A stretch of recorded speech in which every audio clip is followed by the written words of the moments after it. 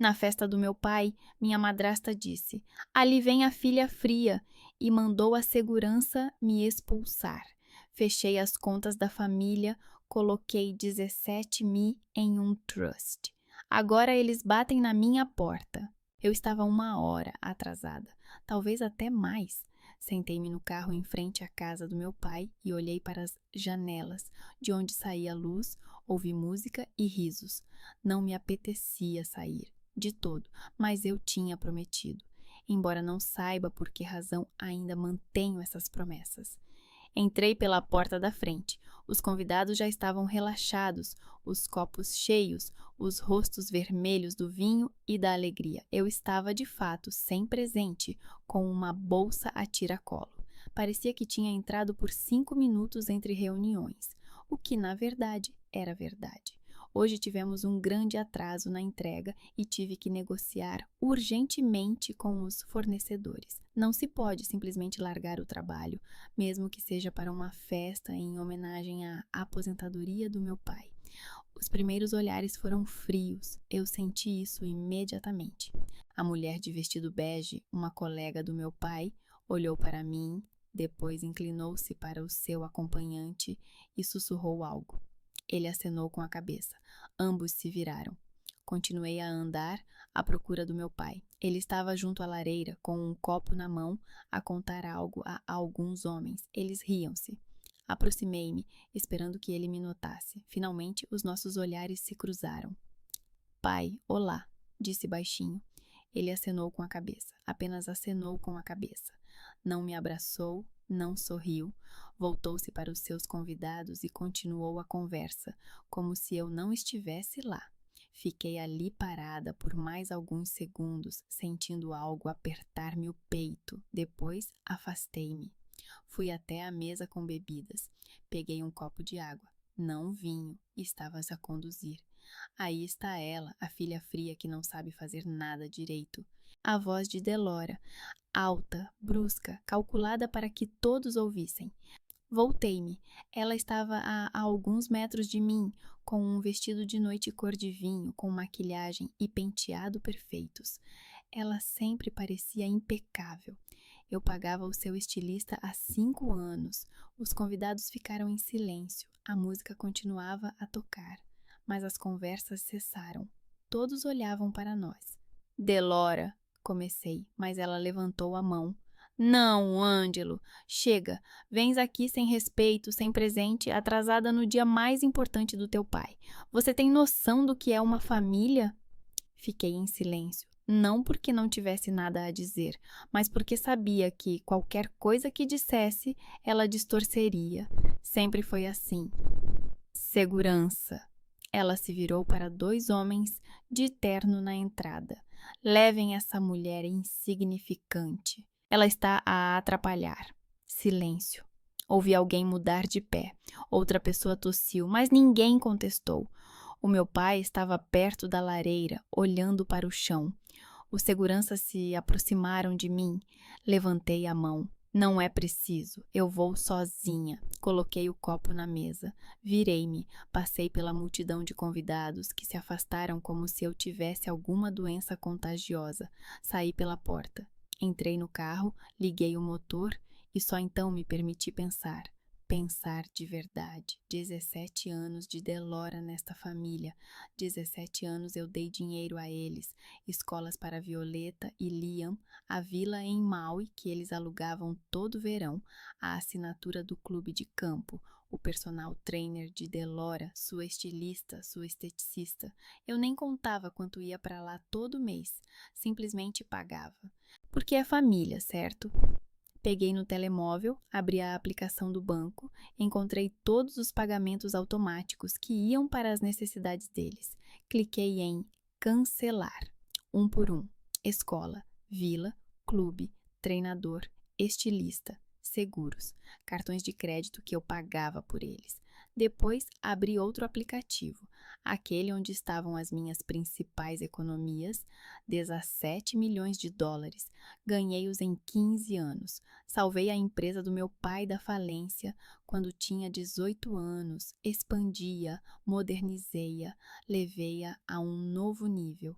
O conselho de administração respeitava-me a mim, não ao meu pai. Ele era apenas o proprietário formal. Transferi todo o dinheiro para um fundo fiduciário, fechado, vitalício, gerido por advogados independentes. O meu pai não tinha acesso a ele, a Delora, ainda menos. Cliquei em confirmar. O telefone vibrou 10 minutos depois. Uma mensagem, depois outra, uma chamada, mais uma. Olhei para o ecrã. O meu pai, Delora. O meu pai, outra vez. Delora, outra vez. Um número desconhecido. Provavelmente um dos convidados. 56 chamadas perdidas quando cheguei à minha casa. Estacionei o carro na garagem, saí e tranquei a porta. Subi as escadas até ao alpendre. A minha casa tem 2 andares. Nada muito sofisticado, mas é minha. Comprei-a há 7 anos, quando percebi que queria espaço. Quero silêncio, quero um lugar onde tudo seja só meu e apenas meu.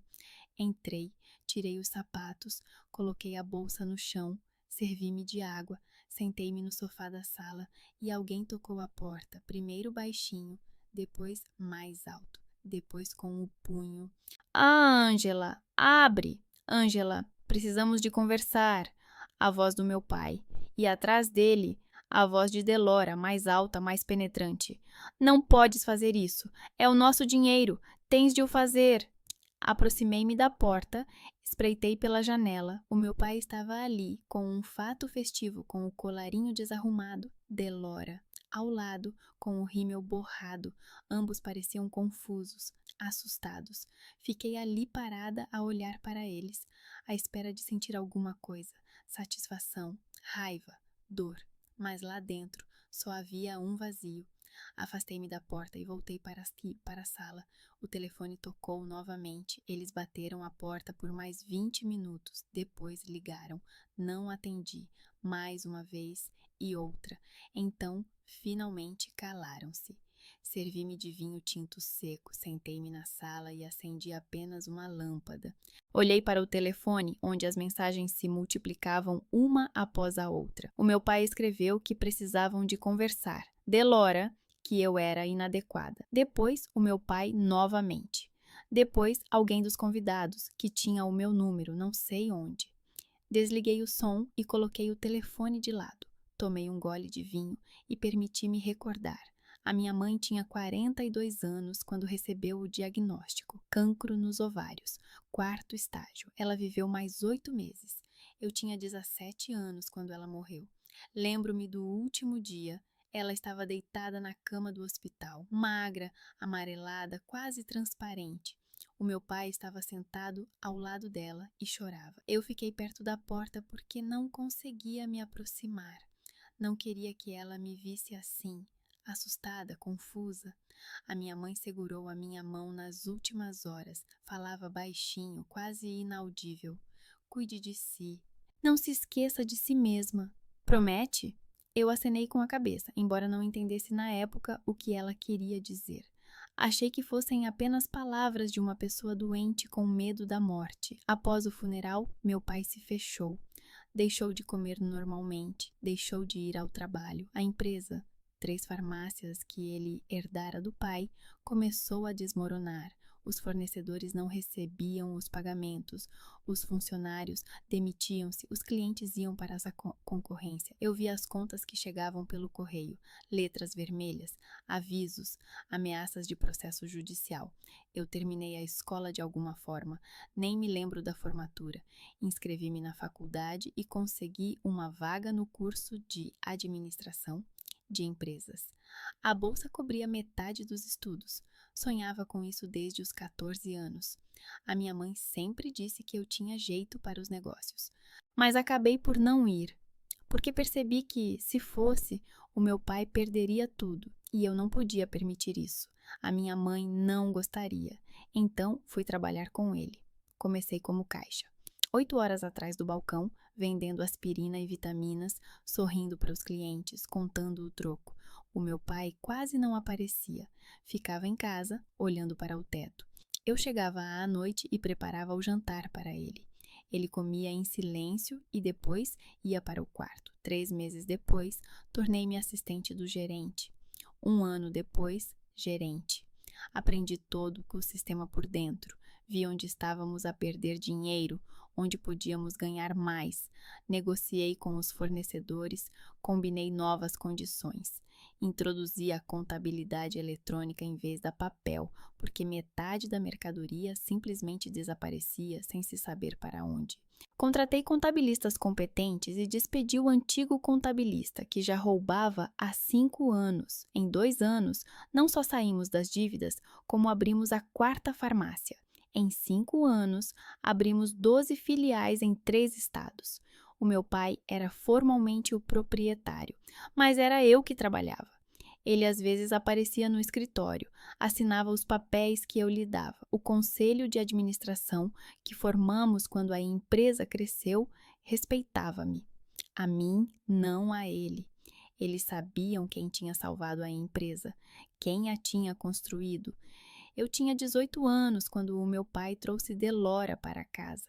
Ela era enfermeira no hospital onde a minha mãe estava internada. Eu me lembrava dela, jovem, sorridente, com cabelos escuros e batom brilhante. Ela sempre foi gentil com a minha mãe. Sempre perguntava se precisávamos de alguma coisa. Eu até agradeci mentalmente a ela naquela época. Não sabia que ela já olhava para o meu pai de forma diferente, para um homem com um negócio, uma casa, dinheiro. E 1 ano após a morte da minha mãe, ela já estava sentada à nossa mesa e falava sobre o casamento. Não me importo que o meu pai seja feliz. A sério. Mas Delora não queria apenas estar com ele. Ela queria viver bem, muito bem. Ela viu uma empresa de sucesso, uma casa grande, dinheiro, e decidiu que era a sua oportunidade. Ela chegou sem nada, com o salário de enfermeira que mal dava para pagar o aluguer de um apartamento de 1 quarto nos arredores, e casou-se com o dono de uma rede de farmácias. O casamento foi luxuoso. Eu paguei a maior parte, porque o meu pai ainda não tinha se recuperado financeiramente. Delora escolheu um vestido caro, um banquete para 200 pessoas, lua de mel em Bali. O meu pai estava feliz. Eu fiquei calada, pensei, que ele seja feliz. Ele merecia depois de tudo o que passou. Depois veio a Violeta, uma menina adorável, com cabelos cacheados e grandes olhos castanhos. Depois veio o Liam, um menino sério, com olhos verdes, parecido com o pai.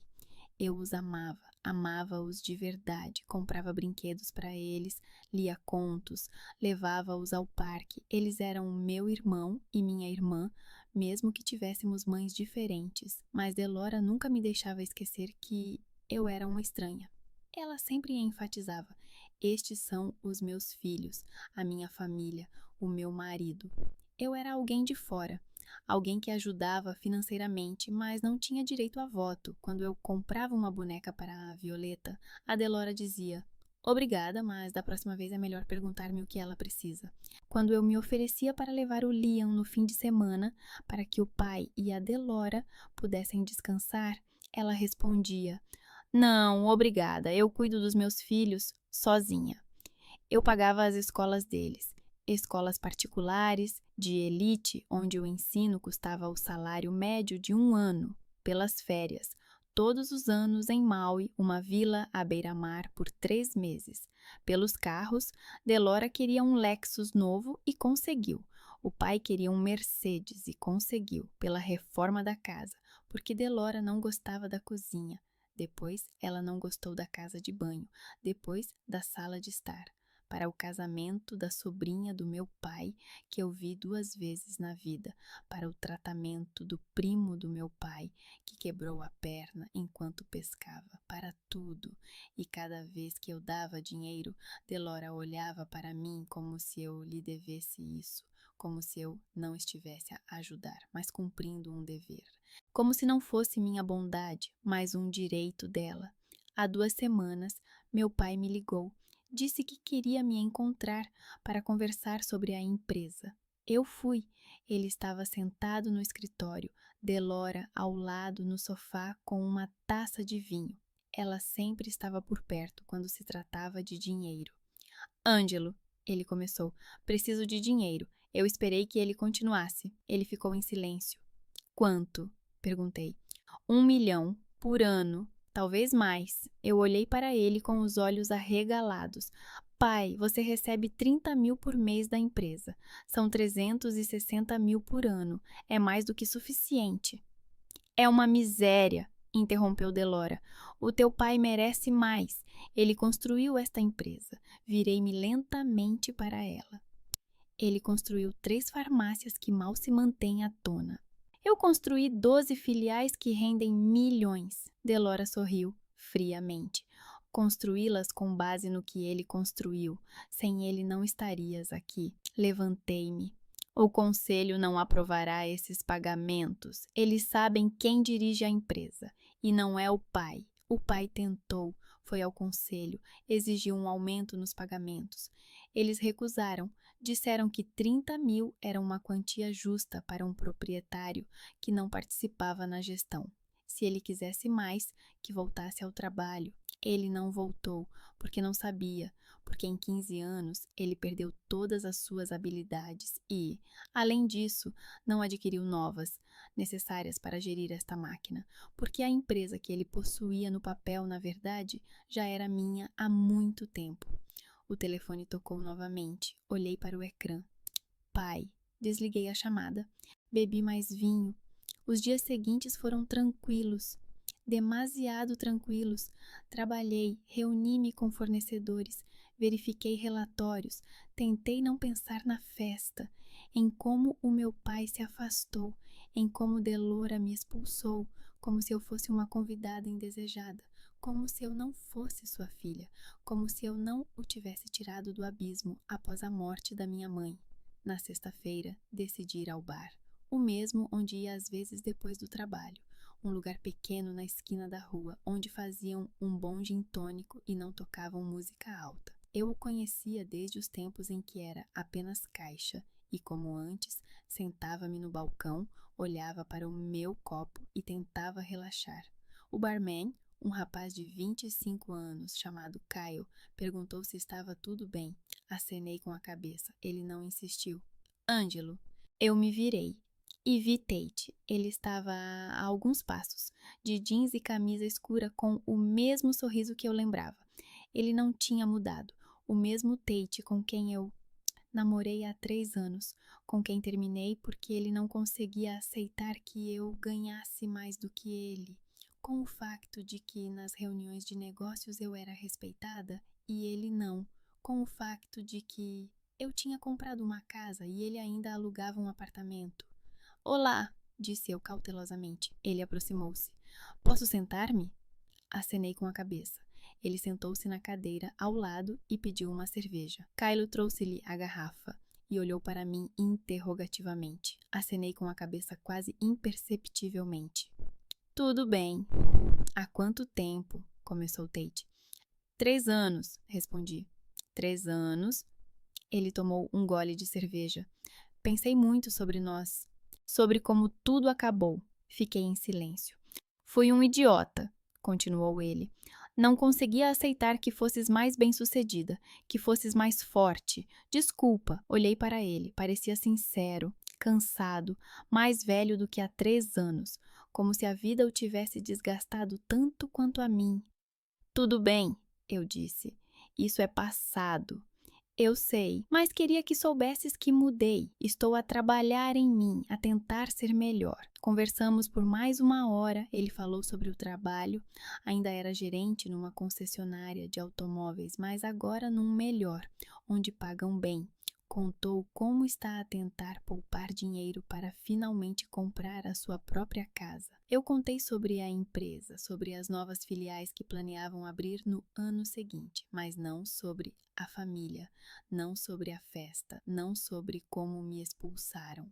Ele não perguntou. Quando eu já estava de saída, ele perguntou: podemos nos encontrar novamente, só para conversar, como amigos? Olhei para ele, para o seu rosto no qual se lia a esperança. E pensei, por que não? Sinto-me sozinha, preciso de alguém que simplesmente me ouça, alguém que não peça dinheiro, alguém que não me veja como um multibanco. Tudo bem, eu disse. Vamos nos encontrar. Ele sorriu, um sorriso largo e sincero.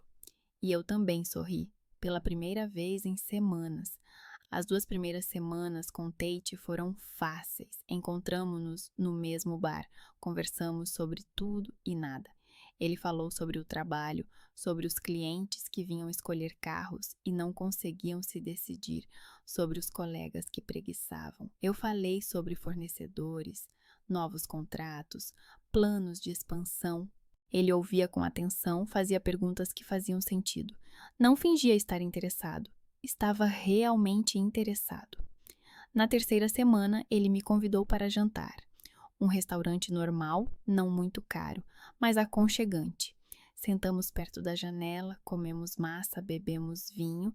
Ele ria das minhas piadas, eu ria das dele. Foi simples, fácil. Eu já tinha esquecido como era estar com alguém que não me via como uma fonte de dinheiro. Um mês depois, já passávamos a maior parte dos fins de semana juntos. Ele vinha à minha casa, preparávamos o jantar juntos, víamos filmes, conversávamos até tarde da noite. Ele não perguntava sobre dinheiro, não insinuava que precisava de ajuda, simplesmente estava ao meu lado. Quando eu contava sobre um dia difícil, ele massageava os meus ombros. Quando eu não conseguia dormir, ele lia em voz alta artigos de revistas até eu adormecer. Comecei a me abrir. Contei sobre a festa, sobre como Delora me expulsou pela porta, sobre como meu pai ficou em silêncio, olhando para o chão, como se eu fosse uma estranha, sobre como eu estava a voltar para casa e senti que algo dentro de mim estava a se quebrar definitivamente. Tate ouviu, segurou a minha mão e disse que eles não me mereciam, que eu merecia mais, que eu era a mulher mais forte que ele conhecia. No segundo mês, propus que fôssemos juntos a algum lugar. Uma viagem curta no fim de semana. Ele concordou. Fomos para as montanhas, alugamos uma pequena casa perto do lago. Pescamos, fizemos caminhadas, sentamo-nos perto da fogueira. Ele abraçava-me, beijava-me na têmpora, sussurrava que se sentia bem comigo, que não se sentia tão feliz há muito tempo. Acreditei nele, mais uma vez. Abri uma conta separada para ele, não a principal, onde estavam 17 milhões em um fundo fiduciário, mas outra, onde eu guardava dinheiro para despesas correntes, cerca de $500.000, o suficiente para viagens, restaurantes, despesas conjuntas. Dei-lhe um cartão associado a essa conta. Disse que ele poderia usá-lo quando precisássemos de algo juntos. Tem a certeza? Perguntou ele na altura. Estávamos sentados na cozinha a beber café. Ele olhava para o cartão na minha mão como se fosse uma bomba. Sim, respondi. Eu confio em ti. Ele me beijou longamente, ternamente. Disse que eu era a melhor mulher que ele conhecia, que nunca me decepcionaria. Ele mentiu novamente. No primeiro mês, tudo correu bem.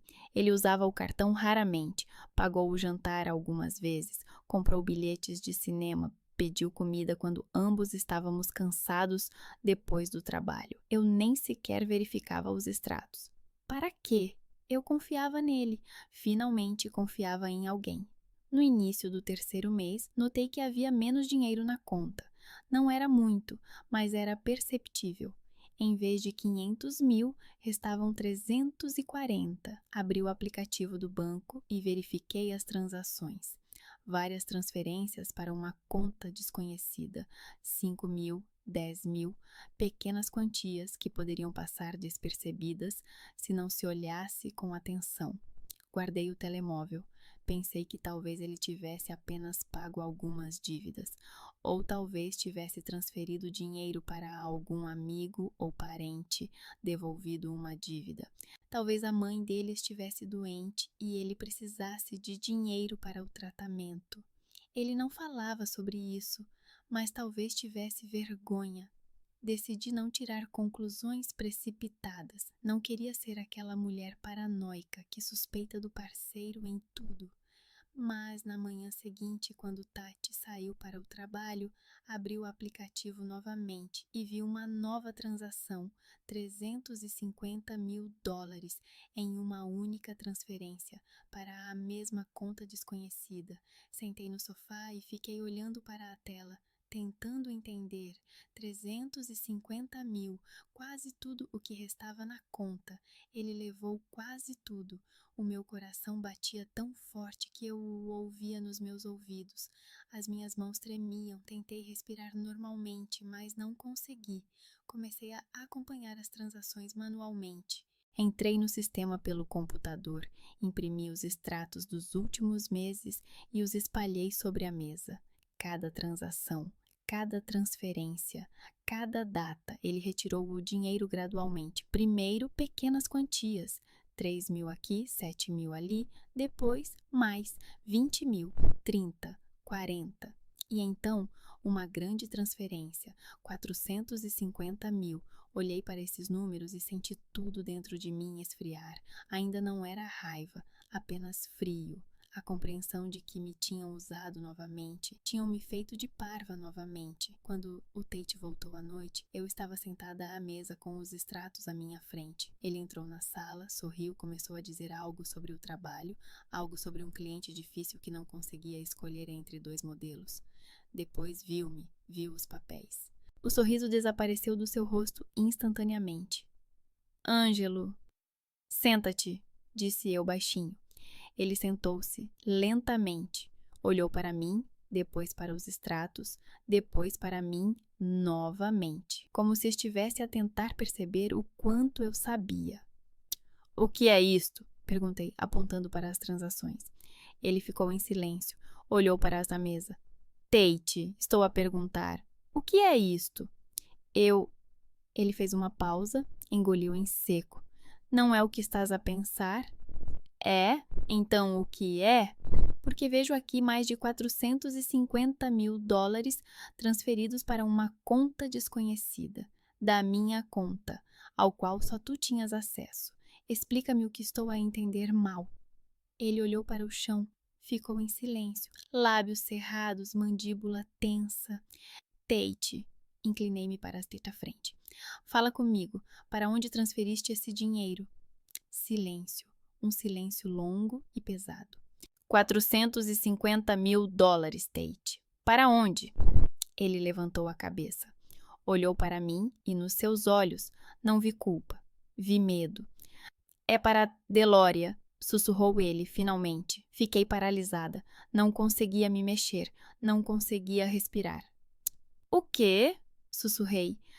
Para a Delória, repetiu ele com a voz trêmula. Ela contratou-me. Pediu-me para me aproximar de ti novamente, para ter acesso ao dinheiro. Disse que era uma dívida que tinhas para com a família, que tinhas o dever de ajudá-los, que tiraste tudo deles. Não conseguia respirar. Apenas fiquei sentada a olhar para ele. Tu sabias desde o início? Sussurrei. Todo aquele encontro no bar não foi por acaso? Não, ele abanou a cabeça. Ela encontrou-me há 2 meses, veio ao salão de automóveis. Disse que, se eu a ajudasse, ela me pagaria 50 mil. Eu concordei. Eu precisava muito do dinheiro. Tenho dívidas no cartão de crédito, mal consigo pagar as contas. Tu vendeste-me por 50 mil dólares. Sussurrei, perdida. No início, sim. Ele levantou a cabeça e olhou para mim com desespero nos olhos. Mas depois eu me apaixonei novamente. Na verdade, eu não queria fazer isso, mas Delora começou a me chantagear. Disse que, se eu não cumprisse o acordo, ela contaria tudo a ti. Destruiria a minha vida. Ela conhece pessoas, Ângelo. O teu pai conhece pessoas. Eles podem fazer com que eu perca o emprego e não consiga encontrar outro. Ela ameaçou contar ao meu chefe que eu roubava dinheiro nos meus empregos anteriores. Isso não é verdade. Mas quem acreditaria em mim se pessoas assim começassem a mentir? Fiquei com medo. Levantei-me. Senti que, se continuasse sentada, explodiria. Aproximei-me da janela. Olhei para a rua onde as luzes estavam acesas e os carros circulavam. Uma vida normal, pessoas normais que não sabem o que é traição. Tu apaixonaste-te, repeti, sem me virar. E por isso transferiste mais de 450 mil dólares para ela. Eu não sabia o que fazer.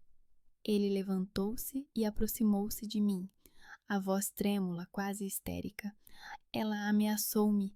Disse que se eu não devolvesse o dinheiro, ela me destruiria. Eu fiquei com medo. Achei que poderia devolver o dinheiro depois. Trabalharia mais, economizaria. Eu me virei para ele. Olhei para o seu rosto, pálido, suado, distorcido. $450.000, Tate. Quantos anos levaria para os devolver? 10? 20? 40? Ele ficou em silêncio. Vai-te embora, disse eu baixinho. Ângelo, por favor. Sai da minha casa, agora mesmo.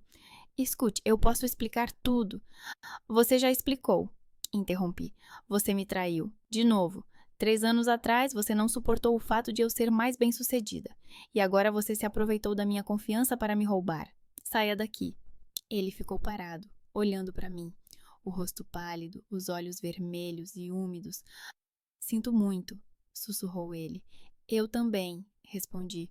Sinto muito por ter acreditado em ti novamente, por ter pensado que tinhas mudado.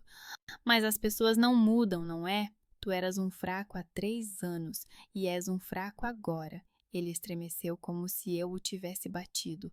Ângelo, vá-se embora, gritei, antes que eu chame a polícia.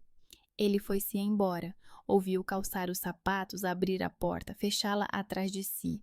Ouvi o som do motor do carro dele. Depois, silêncio. Sentei-me no sofá. Peguei no telemóvel. As minhas mãos ainda tremiam, mas forcei-me a concentrar-me. Mudei todas as senhas das minhas contas. Bloqueei o acesso ao cartão que dei ao Tate. Bloqueei o número dele. Depois, peguei no outro telemóvel, o do trabalho, e escrevi-lhe a última mensagem. Se eu te vir novamente perto da minha casa, perto do meu trabalho ou em qualquer outro lugar, vou destruir a tua vida, assim como tu destruíste a minha. De novo, tenho dinheiro e conexões suficientes para fazer com que não consigas trabalhar em lugar nenhum. Não conseguirás viver em paz em lugar nenhum. Fica longe de mim, seu canalha. Enviei e bloqueei esse número também. Nos dias seguintes, trabalhei.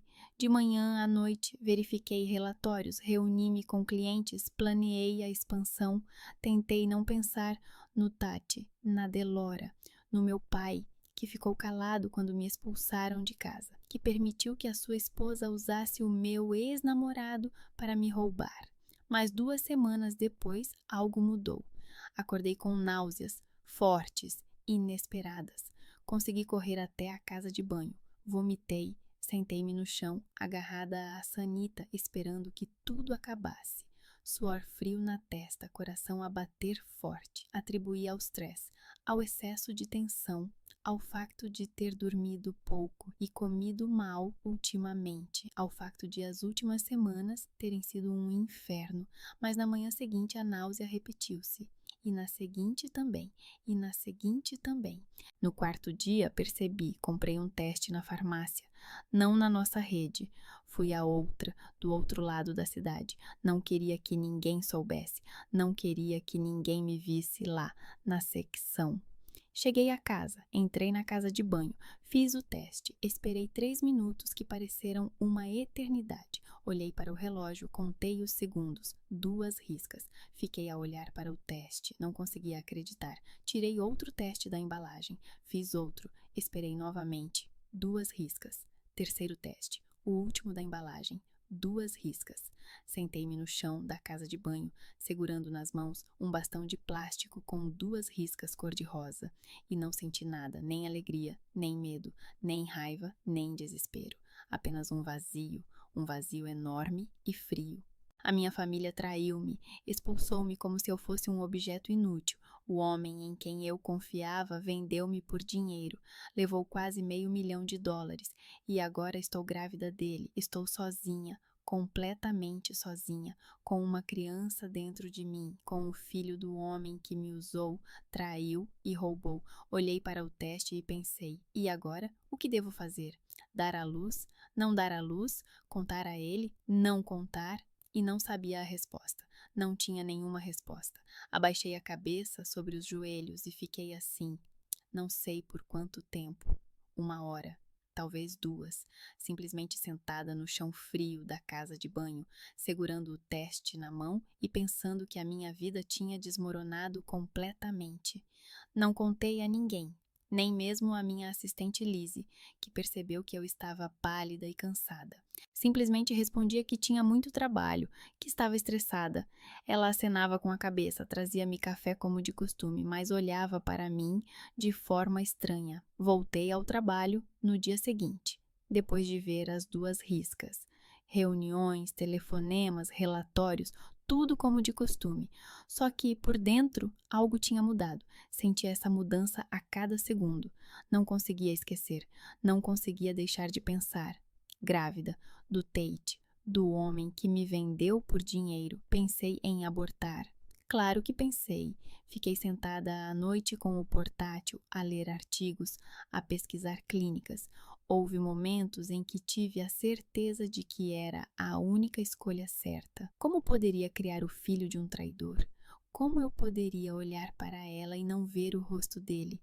Mas toda vez que eu imaginava isso, algo dentro de mim se contraía. Não porque eu fosse religiosa, não porque eu tivesse medo, mas porque era parte de mim. Uma criança que não tinha culpa de ter um pai traidor. Uma criança que não pediu para ser concebida na mentira. Eu estava sentada no chão da sala às 3 da manhã com o portátil no colo, a chorar. Silenciosamente, sem soluços, apenas lágrimas escorrendo pelo rosto. Não chorei quando Delora me expulsou. Não chorei quando Tate confessou a traição. Mas agora eu chorava porque não sabia o que fazer. Tomei a decisão em 1 semana. Vou dar à luz, vou criar sozinha. Tate não vai saber de nada, nunca. Ele não merece saber, não merece fazer parte disso. Meu filho não terá pai, mas terá a mim. E eu vou dar a ele tudo o que puder, tudo, menos mentiras. O pai e a Delora não se acalmaram. Contrataram advogados que me enviaram cartas. Exigiram uma distribuição justa dos bens da família. Afirmaram que eu usei os recursos da família para enriquecimento pessoal, que o pai tinha direito a uma parte maior dos lucros da empresa que ele fundou. Eu repassava essas cartas aos meus advogados, que respondiam com uma única frase: a nossa cliente não tem nenhuma obrigação legal para com vocês. A empresa foi salva da falência pelos esforços pessoais da senhora Creswell, e o conselho de administração determinou uma compensação justa para o proprietário. Então eles começaram a usar Violet e Liam. Violet escreveu-me nas redes sociais uma longa mensagem sobre como ela me ama, como é difícil para ela sem mim, como a mãe chora todas as noites, como o pai está mal, como eles não podem pagar pela escola particular dela agora, como ela tem medo de que eles tenham que se mudar para um apartamento menor. Eu li essa mensagem e vi a Delora por trás de cada palavra. Ela ditava o que ela deveria escrever. Usava uma menina de 15 anos como instrumento de manipulação. O Liam ligou. A voz dele tremia quando dizia que não entendia por que eu não ia mais lá, porque tudo era tão complicado, que sentia a minha falta, que queria que tudo fosse como antes. Eu ouvia-o e sentia dor. Ele era um bom rapaz. Ambos eram bons filhos, mas a mãe deles usava-os. Liam, disse baixinho quando ele se calou. Oh, pergunte à sua mãe por que ela contratou meu ex-namorado para me roubar. Pergunte onde ela colocou o dinheiro. E então me ligue novamente. Desliguei o telefone. Minhas mãos tremiam. Eu não queria envolver as crianças nisso, mas elas já estavam envolvidas. Delora cuidou disso. Ele não voltou a ligar. Contratei um detetive antes mesmo de saber que estava grávida. Inicialmente, para o caso contra o Tate, queria saber para onde tinha ido o dinheiro e se havia alguma hipótese de o recuperar. Os meus advogados diziam que, tecnicamente, ele não tinha cometido nenhum crime. Eu tinha lhe dado acesso à conta voluntariamente. Mas eu insisti. Queria saber tudo. O detetive, um homem de uns 50 anos, com cabelos grisalhos e olhos cansados, chamado Harrison, trabalhou rapidamente. Ele era um ex-policial, agora trabalhava com investigações privadas, tinha contatos, recursos, experiência. Em 2 semanas, ele me entregou o relatório. Eu estava sentada no meu escritório, lendo. Cada palavra era como um golpe. Delora gastou a sua parte, $225 mil, em cirurgia plástica, lifting facial, lipoaspiração, aumento dos seios. 40 mil numa clínica no centro da cidade, prestigiada onde operam estrelas. Depois, um novo guarda-roupa. Roupas de grife, bolsas, sapatos. Mais 50 mil em boutiques que eu só tinha visto em fotos em revistas. O restante ela depositou numa conta a qual o pai não tinha acesso. Uma conta pessoal para ela, para uma emergência, como ela escreveu numa mensagem para uma amiga. Não para Violeta, não para Liam, não para o pai, para ela. Harrison acrescentou cópias de cheques, extratos bancários, fotos de Delora perto da clínica de cirurgia plástica, perto das boutiques. Tudo documentado, todas as provas no lugar. Olhei para esses números e não senti surpresa, apenas uma fria certeza. Eu estava certa. Ela nunca amou a família, ela amava o dinheiro e a si mesma, sempre apenas a si mesma. Harrison também encontrou informações sobre Tate. Acontece que, há 3 anos, quando nos separamos, ele não apenas não conseguia aceitar o meu sucesso, ele espalhava ativamente boatos sobre mim entre nossos conhecidos em comum. Dizia que eu era fria, que era uma carreirista, que não era capaz de sentir emoções verdadeiras, que eu o usava, que eu o desprezava porque ele ganhava menos. Tentava fazer com que as pessoas me vissem sob uma luz negativa. Queria que elas o apoiassem, que tivessem pena dele. Delora sabia disso. Quando ela procurava alguém que pudesse ajudá-la a obter o meu dinheiro, lembrou-se de Tate. Encontrou-o através de conhecidos em comum. Foi à concessionária. Brincou com o orgulho dele. Prometeu não só dinheiro, mas também um bom lugar. Fictício, é claro. Disse que conhecia pessoas em uma grande empresa que o colocariam em um cargo de gerente com um bom salário se ele a ajudasse. Ela simplesmente disse o que ele queria ouvir, que ele merecia mais, que eu o roubei, levando todo o sucesso para mim, que ele tinha o direito de se vingar. E ele acreditou, porque queria acreditar. Guardei o relatório, servi-me de água, não podia mais beber café. O médico disse para limitar a cafeína. Sentei-me, olhei pela janela para a cidade. Pensei que estava rodeada de pessoas que achavam que eu lhes devia algo. O meu pai, porque sou sua filha. Delora, porque ela criou os filhos dele. Tate, porque eu era sua amiga. Mas ninguém perguntou o que eu queria, o que eu sentia, se eu não estava cansada de pagar por todos, se eu não queria simplesmente viver a minha vida sem esse fardo. Uma semana depois, a informação sobre a conspiração de Delora e Tate vazou. Não fui eu que contei, foi alguém do círculo deles que sabia. Talvez o próprio Tate tenha contado a alguém em um momento de embriaguez no bar. Talvez Delora tenha se gabado para uma amiga que acabou não sendo tão amiga assim. Não sei.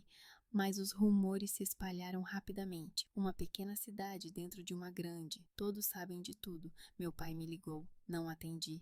Ele ligou novamente. Desliguei a chamada. Na terceira vez eu atendi porque ele estava a ligar do escritório e pensei que talvez algo tivesse acontecido com a empresa. O que foi? Eu disse friamente. Ângelo, precisamos conversar. Sobre o quê? Sobre Delora. Sobre o que ela fez. Eu não sabia. Juro que não sabia. Eu ri. Não porque fosse engraçado, mas porque era absurdo, patético. Claro que não sabias. Tu nunca sabes nada, pai. Tu não sabias quando ela gastava o meu dinheiro consigo mesma. Não sabias quando ela me expulsou da tua festa. Não sabias quando ela contratou o Tate. Ficas apenas parado a ver enquanto ela faz tudo o que quer. É conveniente, não é? Isso é injusto. Injusto, interrompi. A minha voz elevou-se, embora eu tentasse controlar-me. Não, sabe o que é injusto? O facto de eu ter salvado a sua empresa, o facto de eu ter desistido da universidade por sua causa, o facto de eu ter pago por tudo, pela casa, pelos filhos, pelo seu tratamento, pelos seus caprichos, e você permitiu que a sua esposa usasse o meu ex-namorado para me roubar. Isso é que é injusto. Silêncio do outro lado da linha, um silêncio longo e pesado. Depois a voz do meu pai, baixa, quebrada. Quero consertar tudo. Não podes, respondi. É tarde demais. Atrasaste-te cerca de 8 anos. Ângelo, por favor. Tens 2 filhos, pai, a Violeta e o Liam. Eles precisam de ti, e eu já não sou o teu multibanco, nem a tua filha, não depois de tudo isto. Fizeste a tua escolha há muito tempo. Quando ficaste calado, quando ela me humilhava, quando a deixaste expulsar-me. Então viva com essa escolha e sem o seu antigo multibanco. Desliguei o telefone. As minhas mãos tremiam, não de medo, de raiva que finalmente explodiu, de alívio, por finalmente ter dito isso em voz alta. Ele ligou mais algumas vezes nos dias seguintes. Eu não respondi. Depois ele enviou uma carta pelo correio, uma carta longa de 3 páginas, escrita à mão.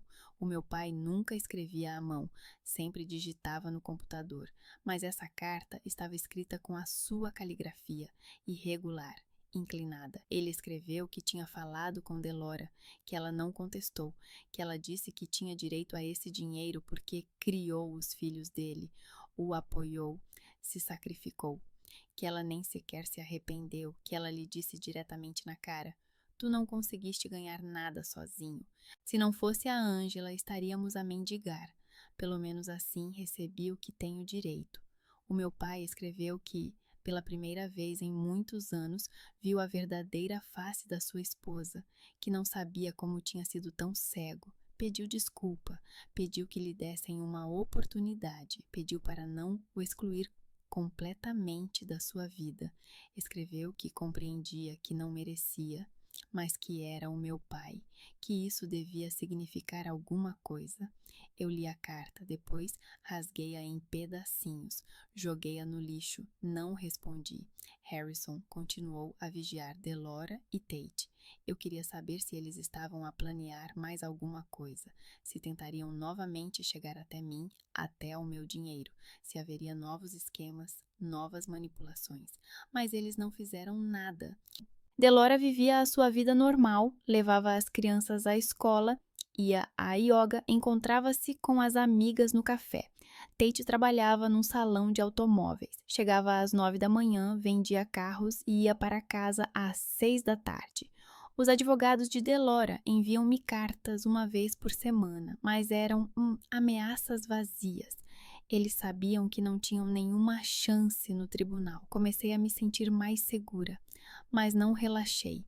Harrison continuou a vigilância. Eu pagava-lhe 5.000 por semana. Queria saber tudo, cada movimento, cada conversa. Passou um mês, depois outro. A barriga começou a aparecer.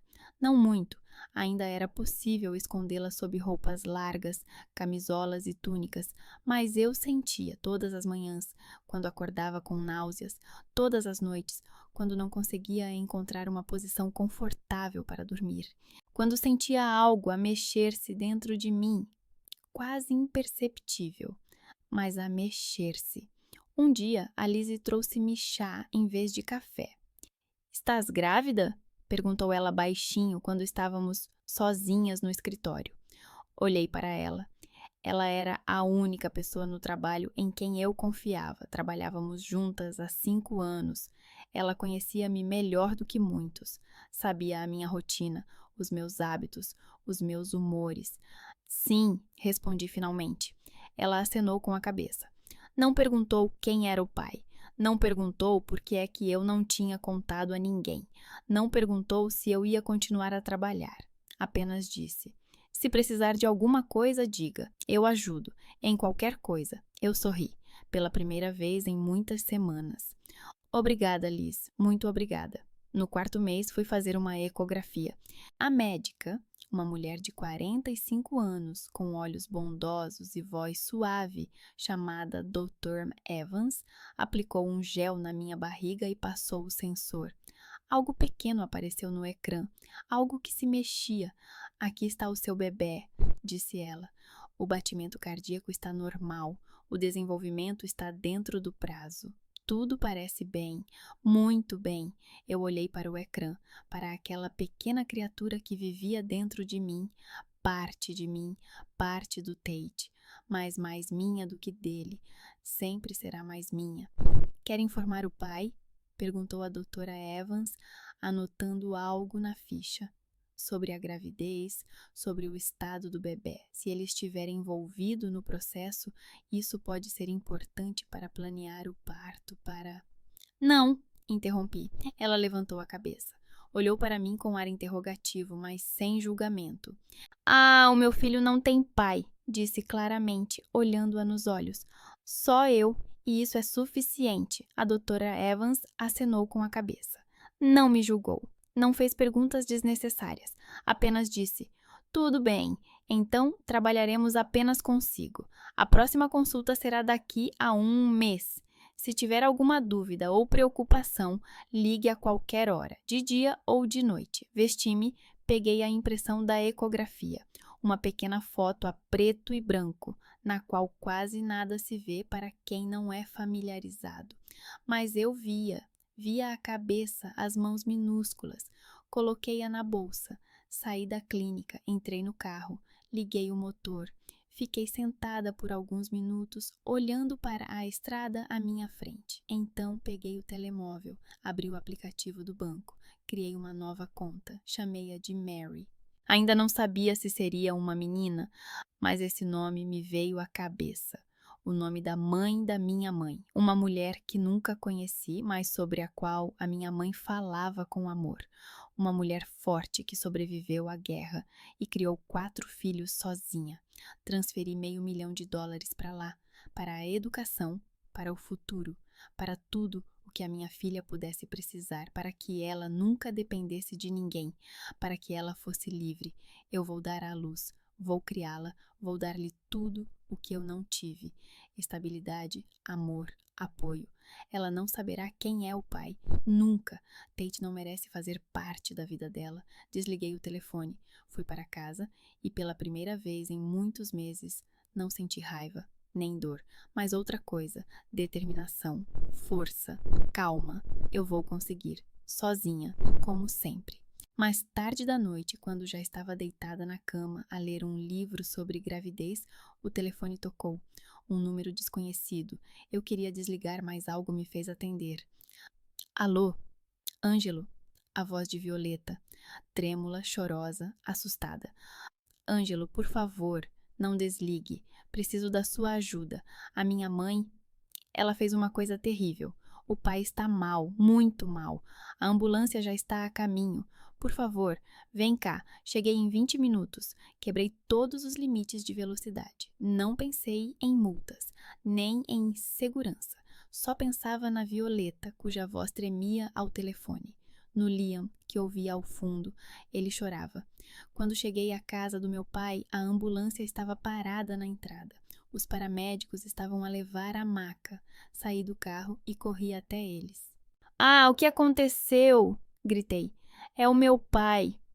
Um dos paramédicos, um rapaz jovem com uma expressão séria, virou-se. Ataque cardíaco. Estamos a levá-lo para o Hospital St. Joseph. Pode seguir-nos. Acenei com a cabeça. Corri até Violeta e Liam, que estavam à porta. Violeta chorava com o rosto vermelho e a maquilhagem borrada. Liam segurava a mão dela, tremendo. O que aconteceu? Perguntei baixinho. Eles discutiram, sussurrou Violeta. A minha mãe e o meu pai. Ele disse que vai pedir o divórcio, que não aguenta mais. Ela começou a gritar. Dizia que ele não valia nada sem você, sem o seu dinheiro, que ele era patético. E então o pai agarrou o peito e caiu. Chamei a ambulância. A mãe ficou parada, olhando. Onde ela está agora? Perguntei. Lá dentro, respondeu Liam. Ela está a ligar para alguém. Para um advogado, eu acho. Cerrei os dentes. Entrei na casa. Delora estava na sala com o telefone no ouvido, falando alto. Sim, ele apresentou o pedido hoje. Preciso saber quanto posso receber. A casa, os carros, a pensão alimentícia? Não me interessa que ele esteja no hospital. Interessa-me os meus direitos. Ela virou-se e viu-me. Ficou paralisada. Os olhos arregalaram-se. Ligo de volta, disse ela ao telefone e desligou. O teu marido está na UTI, disse eu baixinho. E tu estás a ligar para o advogado. Não é da tua conta, respondeu ela friamente. As crianças estão na rua a chorar. E tu só pensas em dinheiro. Eu penso no meu futuro, no futuro dos meus filhos. O teu pai decidiu me abandonar depois de 17 anos. Eu tenho o direito de me defender. Eu olhei para ela, para aquela mulher que estava em uma casa luxuosa, vestindo roupas de grife com maquiagem perfeita, que só pensava em si mesma, sempre só em si mesma. Não receberá nada, disse eu. Os meus advogados tratarão disso. Ela sorriu maliciosamente, com sarcasmo. Ainda veremos. Virei-me e saí. Peguei na mão da Violeta e do Liam.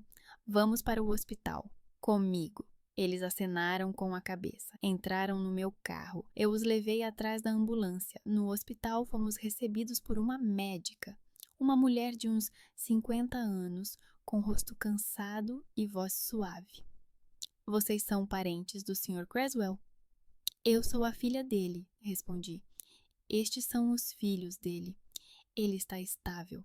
O ataque cardíaco foi leve. Fizemos tudo o que era necessário. Mas ele precisa de repouso. Se sabem o que causou o ataque, tentem eliminar esses fatores.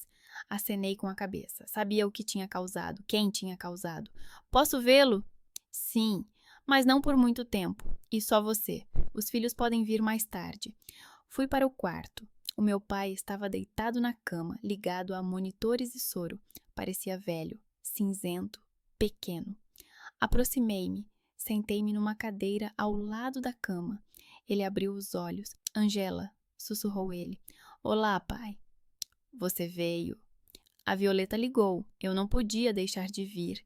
Ele acenou com a cabeça. Olhou para mim, depois o seu olhar desceu para a minha barriga. Eu usava uma camisola larga, mas já era visível. 4 meses. Você está grávida? Sussurrou ele. Eu não respondi. Apenas olhei para ele. Ah, Ângelo, por que não me contaste? Porque não é da tua conta, respondi baixinho. Não depois de tudo. Ele fechou os olhos. Lágrimas apareceram no seu rosto. Sinto muito, por tudo, pela Delora, por ter permitido que ela usasse o Tate, por ter sido cego, por ter sido um mau pai. Sim, disse eu. Foste. Ele abriu os olhos, olhou para mim através das lágrimas. Pedi o divórcio hoje. Finalmente, não consigo mais viver com ela, não depois de saber o que ela fez, não depois de ver quem ela realmente é. Tudo bem, eu disse. É a sua decisão. Eu quero fazer parte da sua vida, da vida do seu filho. Por favor, me dê uma chance. Fiquei em silêncio por um longo tempo. Olhei para ele, para aquele homem que era meu pai, que um dia me amou, que depois se esqueceu de como se faz isso. Uma vez por mês, disse eu finalmente. Pode ver-me uma vez por mês, se provar que mudou, se provar que merece isso, mas sem dinheiro, sem pedidos, sem manipulações, apenas honestidade. Ele acenou com a cabeça. Eu pagarei o teu tratamento, continuei, mas isso é tudo. O resto você faz sozinho. Obrigado, sussurrou ele. Obrigado, Angela. Levantei-me. Não o abracei. Não o beijei. Apenas olhei para ele pela última vez e fui embora. Violet e Liam estavam à minha espera no corredor. Ambos olhavam para a minha barriga. Vi o choque nos seus olhos. Estás grávida? Perguntou Violet baixinho. Sim, respondi. Do Tate? Perguntou Liam ainda mais baixinho. Acenei com a cabeça. Ele sabe? Perguntou Violeta. Não, e não vai saber. Eles ficaram em silêncio. Então Violet deu um passo à frente. Ângelo, sinto muito. Por tudo, por a nossa mãe ter nos usado, por termos escrito e ligado para ti. Não sabíamos mesmo o que ela tinha feito. Se tivéssemos... Eu sei, interrompi. Vocês não têm culpa. Vocês são apenas crianças. Olhei para eles, para essas crianças que não escolheram a mãe, não escolheram essa situação, que só queriam amor. Tudo bem, eu disse. Vocês não fizeram nada contra mim, então sem ressentimentos. Violet me abraçou com força, desesperadamente. Liam juntou-se a ela. Abracei os dois. Senti algo dentro de mim, algo frio e quebrado, começar a aquecer um pouco. O julgamento durou 3 meses. Delora lutou pela pensão alimentícia, pela casa, pelos carros. Os meus advogados apresentaram provas, extratos bancários, cheques, fotografias, testemunhos. Mostraram em que ela gastava o dinheiro. Mostraram a conspiração com Tate. Mostraram que ela só pensava em si mesma. O juiz, um homem idoso com um rosto severo, ouviu ambas as partes. Depois, proferiu a decisão. Delora receberá uma pensão alimentícia mínima. As crianças ficarão com o pai, a casa para o pai, os carros para o pai. Ela receberá apenas o que ganhou, e isso era quase nada. Quando a decisão foi anunciada, Delora saiu correndo da sala do tribunal. Eu vi o rosto dela, vermelho, distorcido pela raiva, mas eu não me importei. Ela recebeu o que merecia. Passou-se 1 ano. Eu dei à luz em março. Uma menina. Chamei-a de Mary, em homenagem à minha mãe. Ela era pequena, com cabelos escuros e olhos verdes. Contratei uma babá, uma mulher de 40 anos, boa, calma, experiente. Voltei ao trabalho 3 meses depois. Foi difícil deixar a Mary, mas eu sabia que precisava. A empresa precisava de mim e eu não queria perder o que tinha construído. O Tate descobriu, não sei como. Talvez alguém em comum tenha me visto grávida. Talvez ele estivesse me seguindo, mas ele descobriu. Ele escreveu cartas de novos endereços de e-mail porque eu bloqueei os antigos. Ele enviava-os pelo correio, ligava de números desconhecidos. Eu não lia as cartas, não atendia às chamadas, apagava tudo sem abrir. Eu não o queria na minha vida, na vida da Mary. Ele traiu-me, vendeu-me por dinheiro, não merecia ser pai. O Raymond vinha visitar a neta. Sentava-se na minha sala, pegava a Mary no colo, cantava-lhe canções, contava-lhe sobre a mãe dele, sobre a minha mãe, sobre como era a vida antigamente. Ele não pedia dinheiro, não se queixava da vida, era apenas um avô, e isso era bom. Ele vivia com os seus 30 mil por mês, mais modestamente do que antes, mas não na pobreza. Alugava um pequeno apartamento, conduzia um carro velho, cozinhava sozinho. Não trabalhava, a pensão dava-lhe o suficiente para uma vida normal, não luxuosa, mas digna. Aprendeu a viver sem o dinheiro de outras pessoas. Violeta e Liam vinham com mais frequência, 1 vez por semana, às vezes 2 vezes. Brincavam com Mary, liam-lhe livros, alimentavam-na com o biberão. Violeta arranjou um emprego numa cafetaria. Liam distribuía jornais. Eles ganhavam o seu próprio dinheiro, aprendiam a ser independentes. Delora morava sozinha num pequeno apartamento que alugava com o dinheiro do pai. Ele ainda lhe dava alguma coisa, não muito, mas alguma coisa pelos filhos. Ela voltou a trabalhar como enfermeira num hospital comum do bairro, nada prestigiado. Ganhava pouco, a maioria dos amigos a abandonou quando descobriram a verdade. Sem dinheiro, ela não tinha mais interesse para os amigos. Eu não a via, não queria vê-la. Para mim, ela não existia mais. 2 anos depois daquela festa, eu estava sentada na minha casa, na sala de estar. Segurava a Mary nos braços. Ela se mexia com dificuldade, puxava meu cabelo, tentava alcançar a foto na mesa. Lá estava essa minha mãe, jovem, sorridente. A Mary ainda não falava, apenas balbuciava algo incompreensível, às vezes algo parecido com má, mas nada mais. Vês? Sussurrei, apontando para a foto. Esta é a tua avó. Ela teria gostado muito de ti. O telemóvel vibrou. Mensagem do meu pai. A Violeta perguntou se pode vir ao aniversário da Mary. Comprei um presente com o dinheiro que ganhei com o meu trabalho extra. O Liam também quer vir. Posso trazê-los, se não se importar. Fiquei a olhar para a mensagem por um longo tempo. Pensei em como tudo mudou nestes 2 anos, em como perdi uma família e encontrei outra, menor, quebrada, mas minha. Escrevi: sim, Podem vir. Os 3, às 2 horas. Enviei, guardei o telemóvel. A Mary mexeu-se nos meus braços. Deixei-a no tapete. Ela rastejou até aos brinquedos. Começou a brincar com os cubos, a construir algo incompreensível, balbuciando de satisfação. Levantei-me, aproximei-me da janela, olhei para a rua e, de repente, vi-o. Tate. Ele estava do outro lado da rua, perto de uma árvore. Olhava para a minha casa. Não se aproximava, apenas ficava parado a olhar. Fiquei paralisada, não era a primeira vez. Nos últimos meses, eu o vi várias vezes. Ele não tentava falar, não batia à porta, apenas ficava parado e olhava como um fantasma do passado. Peguei o telemóvel, abri o e-mail. Havia mais de 100 mensagens não lidas dele. Eu sempre as apagava sem abrir, mas hoje algo me fez abrir uma, a última. Ângelo, sei que não lês as minhas cartas, sei que não mereço o teu perdão, sei que destruí tudo, mas eu a vi.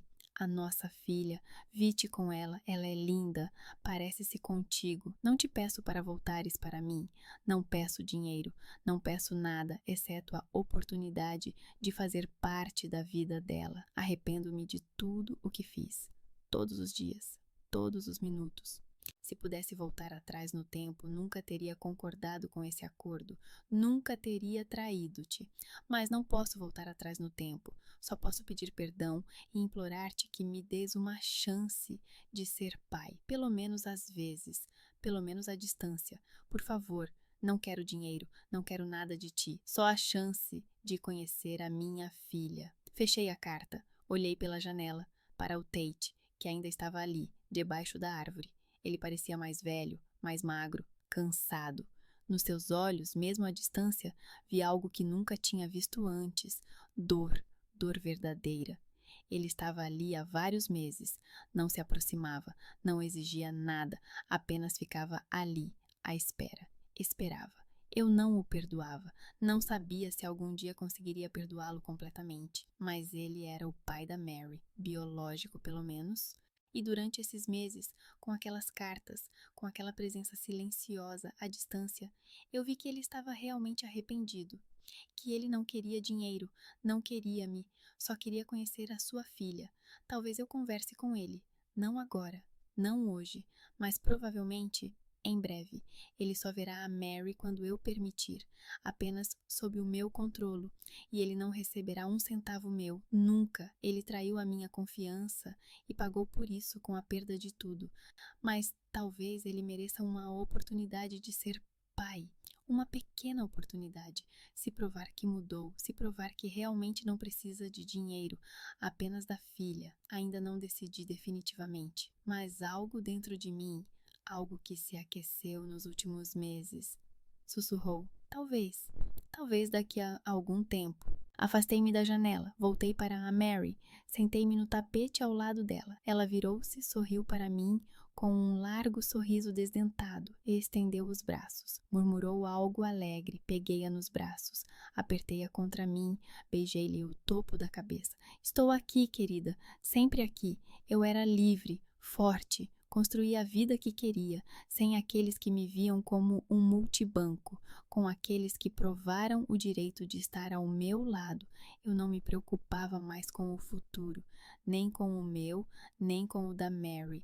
Eu tinha um trabalho que amava, uma casa que construí, uma filha que criei, avós, irmão e irmã que amavam a sua sobrinha e neta. Era a minha família, não a que eu sonhava, mas a minha. Talvez em breve ela se tornasse um pouco maior. Se Tate provasse que merecia, se ele provasse que não precisava do meu dinheiro, mas da minha filha. O tempo diria, por enquanto estava tudo bem. Era o suficiente.